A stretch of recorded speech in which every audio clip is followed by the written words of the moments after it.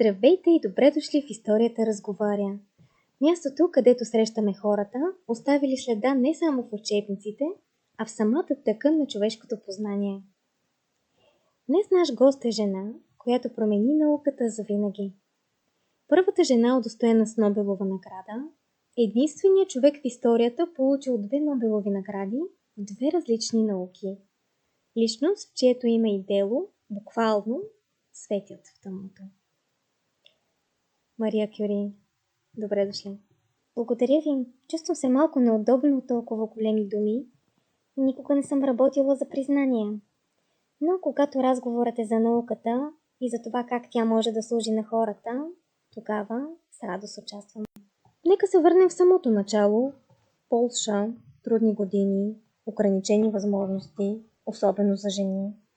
Какво формира младата Мария Склодовска и я превърне в учен с такъв мащаб? Израснах във Варшава в семейство на учители. Нямахме много пари, но домът ни беше пълен с книги и с уважение към знанието. Рано научих какво означава закупа. Майка ми почина, когато бях още дете, а баща ми се бореше да издържа семейството.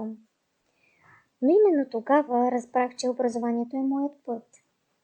В Полша жените нямаха право да следват в университет. Това беше болезнено, но и решаващо.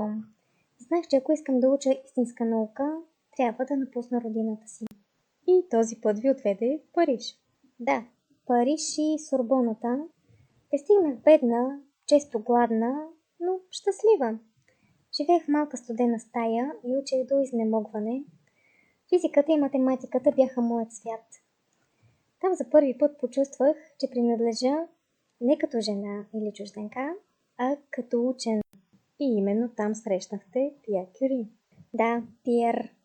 Беше тих, скромен и напълно даден на науката, както и аз. Нашата връзка започна в лабораторията.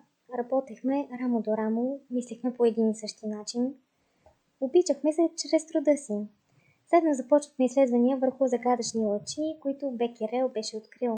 И това доведе до откриването на нови елементи. Да, полунии.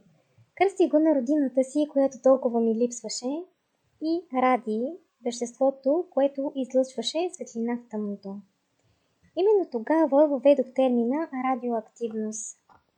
Работехме в примитивни условия, без защита, без да осъзнаваме напълно риска, но знаехме, че сме се докоснали до нещо фундаментално.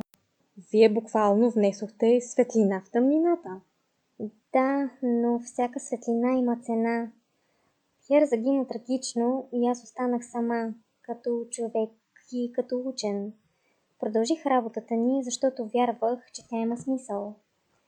Радиоактивността даде нови възможности на медицината, лечение на рак, надежда на хиляди болни, но тя също така бавно разрушаваше тялото ми. Работех ден и нощ, без ръкавици, без уловна защита. Знанието тогава беше по-скъдно от ентусиазма. И въпреки всичко, 2 Нобелови награди. Да, през 1903 година Нобелова награда за физика, заедно с Пиер и Анри Бекерел, а през 1911 година Нобелова награда за химия, за откритието и изолирането на радия и полония. Но за мен наградите никога не бяха цел. Целта беше истината. Затова винаги съм вярвала, че в живота няма нищо за страх, само за разбиране. Вие не просто променихте науката, променихте мястото на жените в нея.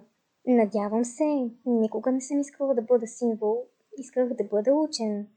Но ако моята работа е дала смелост на други жени да последват пътя на знанието, тогава усилията ми имат още по-дълбок смисъл. Ако живеехте днес, госпожа Кюри, какъв би бил живота ви?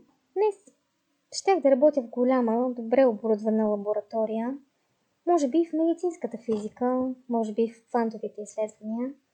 Бих използвала всички съвременни технологии, за да разбера материята още по-дълбоко и да помагам на хората по-безопасно.